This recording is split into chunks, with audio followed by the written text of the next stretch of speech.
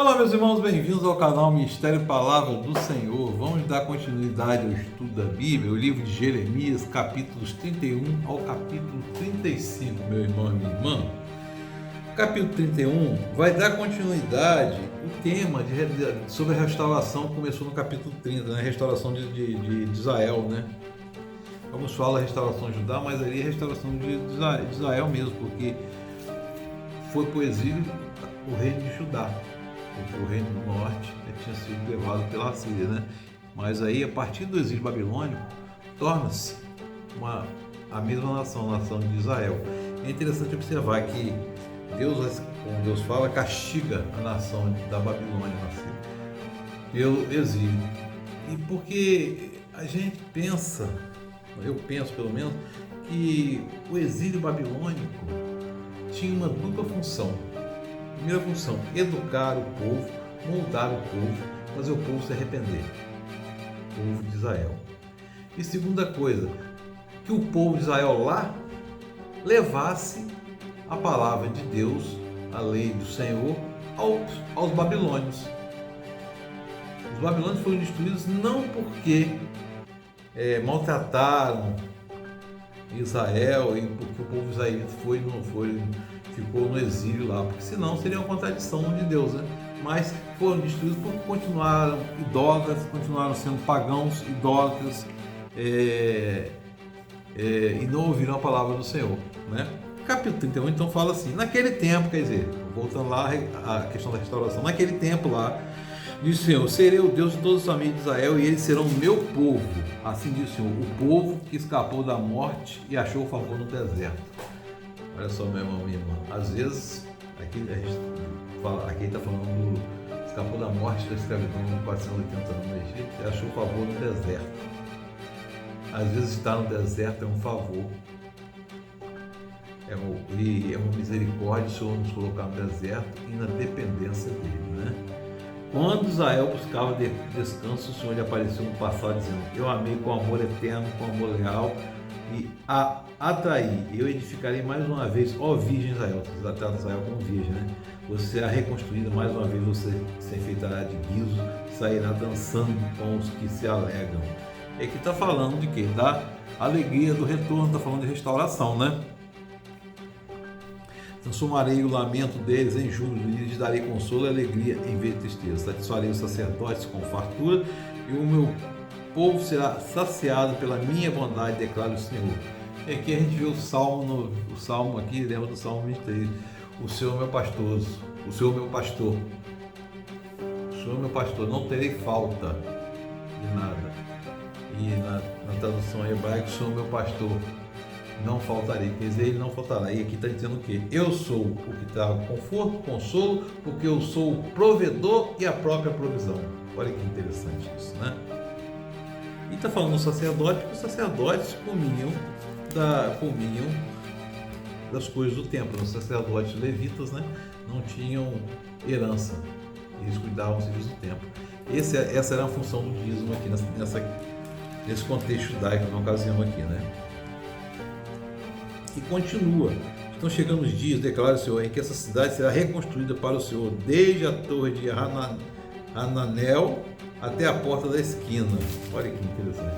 O capítulo 32, interessante observar que Deus vai mandar Jeremias comprar um campo. Esta palavra do Senhor que se dirigiu a Jeremias no 10º ano do reinado de Zedequias, rei de Judá, o último rei antes do exílio, né? Que foi o 18º ano de Nabucodonosor. Naquela época, o exército do rei da Babilônia sitiava Jerusalém. Então aqui já está vendo sítio de Jerusalém. E o profeta Jeremias estava preso no pátio da guarda do Palácio Real. Você vê que aqui Jeremias, por ter profetizado contra Judá, eles prenderam Jeremias no pátio, né? Zedequias de Judá havia aprisionado Jeremias, acusando de fazer a seguinte profecia: o Senhor entregará a cidade na mão do rei da Babilônia, e este a conquistará, e Zedequias, rei da Babilônia, não escapará das mãos do rei. E Jeremias disse: o Senhor dirigiu-me a palavra no seguinte termo: Hanamel, filho do seu tio Salom, virá ao seu encontro e dirá: compre a propriedade que tem em Anatote, que é a cidade de Jeremias, né? porque sendo o parente mais próximo você tem o direito e o dever de comprá-la. Aqui os babilônios estavam cercando Jerusalém. Conforme o Senhor tinha dito, o seu primo veio ao seu encontro, meu irmão, no pátio da guarda e disse: compre a propriedade que tem em Anatote, no território de Benjamim, porque é seu direito de posse e resgate. Compre. Então compreendi que essa era a palavra do Senhor, e comprei do meu primo a propriedade que ele possuía em Anatote. Pesei em prata e lhe paguei 17 peças de prata. Assinei, selei a escritura e pesei a prata na balança diante de testemunhas por mim chamadas. Na presença dele, dei as seguintes instruções a Baruque. Assim diz o Senhor dos Exércitos, Deus de Israel: tome esse documento, tanto a cópia selada como a não selada da escritura de compra, e coloca num jarro de barro para que se conservem por muitos anos. Depois entreguei a escritura da compra a Baruque, filho de Neerias, e orei ao Senhor: soberano Senhor, tu fizeste céus da terra pelo teu grande poder, pelo teu braço estendido. Não é difícil demais, nada é difícil demais para ti. Mostras bondade até 1000 gerações, mas não os pecados dos pais sobre os filhos. E aqui a gente vê uma coisa que chama atenção. Que lança o pecado dos pais sobre os filhos, não é Deus está castigando o filho no lugar dos pais, não. Aqui que os filhos também continuam pecando. E ninguém pode ser culpado do meu pecado, e eu não posso ser culpado do pecado de ninguém. O pecado, assim como a salvação, são coisas individuais, né? Aqui é a continuação do pecado. E foi guardada toda a escritura selada e não selada, né? A palavra do Senhor veio a mim dizendo: eu sou o Senhor, Deus de toda a humanidade. Há alguma coisa difícil demais para mim? Portanto, assim diz o Senhor: estou entregando a cidade nas mãos dos babilônios, Nabucodonosor, rei da Babilônia, que a conquistará. Bem, irmão, minha irmã. E a gente vai ver que Nabucodonosor conquista e arrasa Jerusalém, e Israel e Judá fica arrasada, né? Tem aquelas etapas de conquista, né? O capítulo 33 continua a promessa de restauração. Jeremias estava preso no pátio da guarda quando o Senhor dirigiu a palavra pela segunda vez preso no pátio da guarda. Assim diz o Senhor que fez o céu da terra. O Senhor que formou e afirmou esse seu nome é o Senhor. Clame a mim e eu responderei e direi coisas grandiosas e insondáveis que você não conhece. Porque assim diz o Senhor, o Deus de Israel, a respeito das casas dessa cidade e dos palácios dos reais de Judá, que foram derrubados para servir de defesa contra as rampas de cerco e a espada na luta contra os babilônios. Você está vendo aqui que foi uma estratégia de Jerusalém, derrubou os palácios, botou lá para cercar, para evitar as rampas de acesso, né? Elas ficarão cheias de cadáveres de homens que matarei no meu furor. Ocultarei desta cidade o meu rosto por causa dela, da sua maldade. E assim diz o Senhor: vocês dizem que este lugar está devastado e ficará sem homens e sem animais. Contudo, a cidade de Judá e nas ruas de Jerusalém, que estão devastadas, desabitadas, sem homens nem animais, mais uma vez ouvirão vozes de júbilo do noivo e da noiva. Aqui uma referência do noivo e da noiva. Está falando aqui da restauração, né? E chamando Israel de noiva e Deus do noivo. E aqui, meu irmão, a gente pode trazer para o Novo Testamento sobre a igreja. A igreja é a noiva e Jesus o noivo. Você vê que tem sempre essa relação. Por que está essa relação? Uma relação de intimidade. Essa questão noivo e noivo, para você entender, relação de intimidade. Relação de relacionamento. Um relacionamento de intimidade e de respeito, de confiança, porque no casamento há respeito e a confiança, né?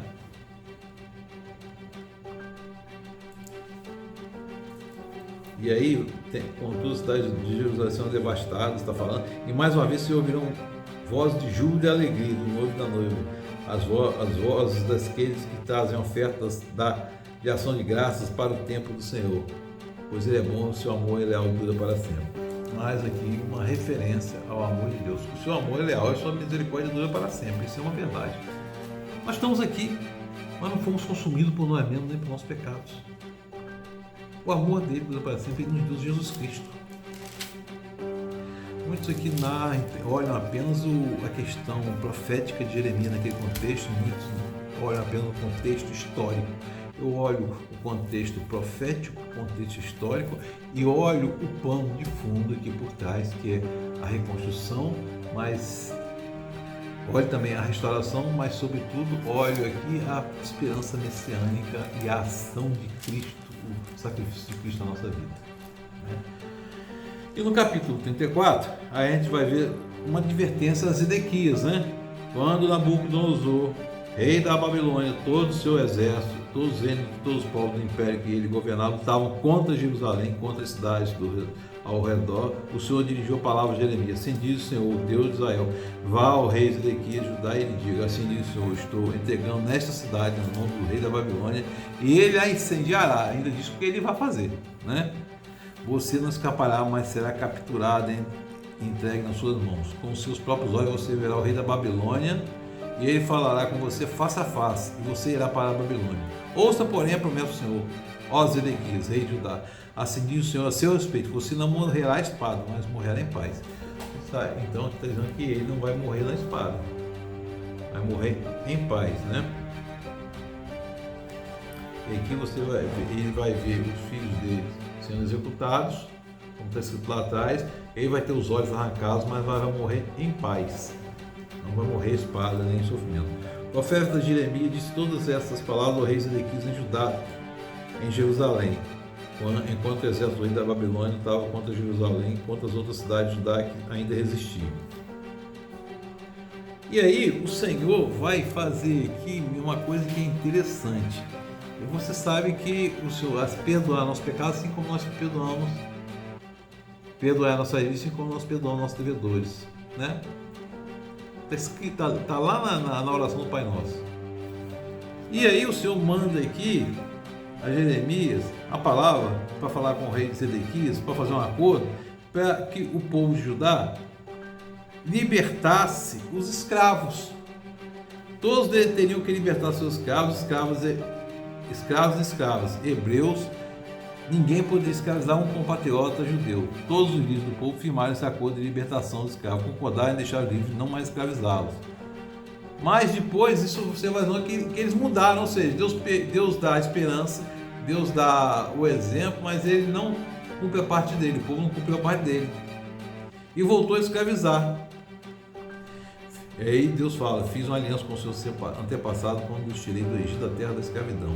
Ao fim de 7 anos, cada um de vocês libertará todo compatriota hebreu que se vendeu a vocês. E o povo naquela época lá, às vezes não tinha o que comer, não tinha como pagar e se vendia, se tornava escravo. No final de 7 anos, a dívida era perdoada.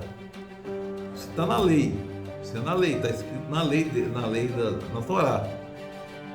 Isso é um cuidado no contexto da época, um cuidado, né? Um cuidado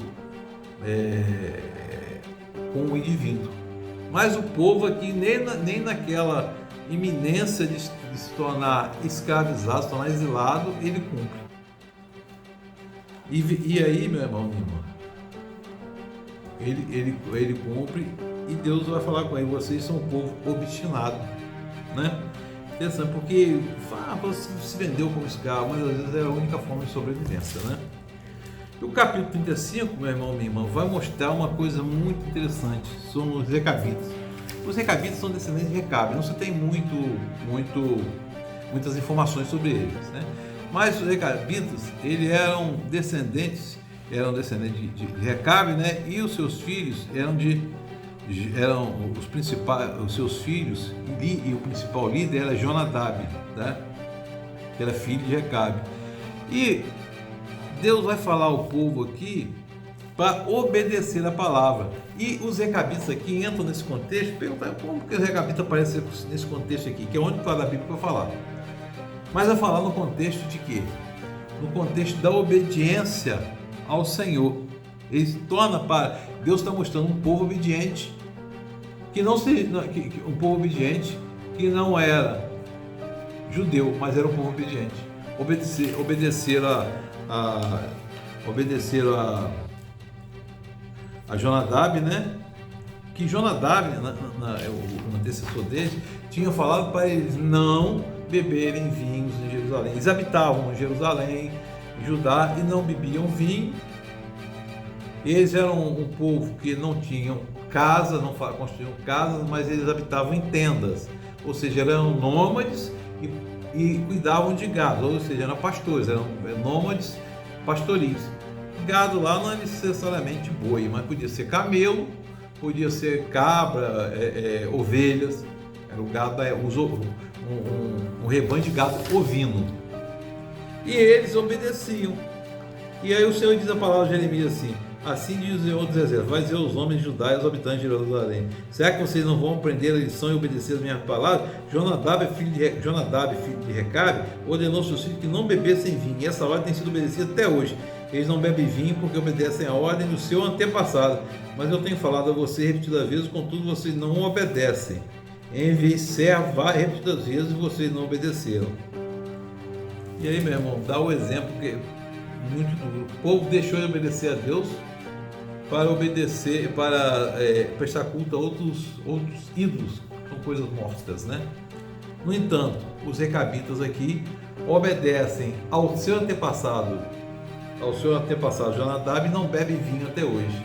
É um exemplo que Deus mostra a realidade ao povo naquele contexto lá. E o povo obstinado não se arrepende, né? Meu irmão, minha irmã, que o Espírito de Deus esteja sobre nós, nos confortando, nos consolando, e que, sobretudo, a gente aprenda a lição de sermos obedientes ao Senhor. Em qualquer tribulação, em qualquer situação, sejamos obedientes ao Senhor. Saibamos ouvir os gemidos inexprimíveis do Espírito Santo, que caiam nossas escamas, dos nossos olhos espirituais e dos nossos ouvidos espirituais. Deus nos abençoe.